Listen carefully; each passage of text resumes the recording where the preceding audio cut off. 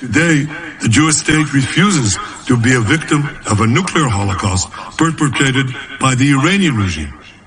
Now, as Prime Minister, I've made it clear time and again, Israel will never allow those who call for our annihilation to develop the means to achieve that goal.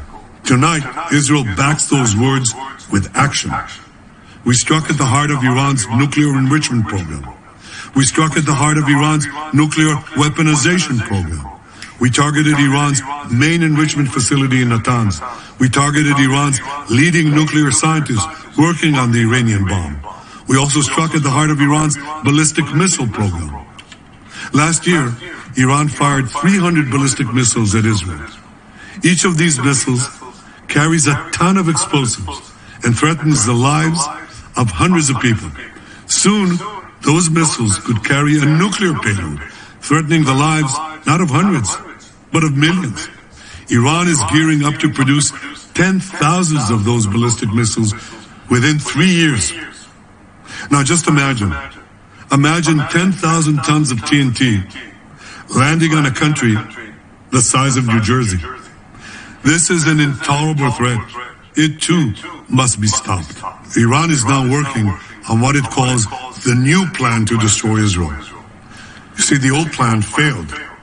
Iran and its proxies tried to encircle Israel with a ring of fire and to attack us with the horrible attack of October 7th. But the people of Israel, the soldiers of Israel, rose like lions to defend our country. We crushed Hamas, we devastated Hezbollah, we hit Iranian proxies in Syria and Yemen. And when Iran directly attacked us twice last year, we struck back inside Iran itself. Yet in defending ourselves, we also defend others. We defend our Arab neighbors. They too have suffered from Iran's campaign of chaos and carnage. Our actions against Iran's proxy Hezbollah led to the establishment of a new government in Lebanon and the collapse of Assad's murderous regime in Syria. The peoples of those two countries now have a chance for a different future, a better future. So too do the brave people of Iran, and I have a message for them. Our fight is not with you. Our fight is with the brutal dictatorship that has oppressed you for 46 years.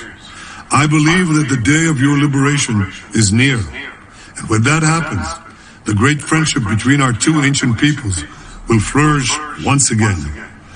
I want to assure the civilized world, we will not let the world's most dangerous regime get the world's most dangerous weapons. And Iran plans to give those weapons, nuclear weapons, to its terrorist proxies. That would make the nightmare of nuclear terrorism all too real. The increasing range of Iran's ballistic missiles would bring that nuclear nightmare to the cities of Europe and eventually to America. Remember, Iran calls Israel the small Satan. It calls America the great Satan. And this is why for decades, it's led millions in the chants of death to Israel and death to America. Today, Israel is responding to those genocidal calls with action and with a call of our own. Long live Israel and long live America. Our action will help make the world a much safer place. I want to thank President Trump for his leadership in confronting Iran's nuclear weapons program. He has made clear time and again that Iran cannot have a nuclear enrichment program.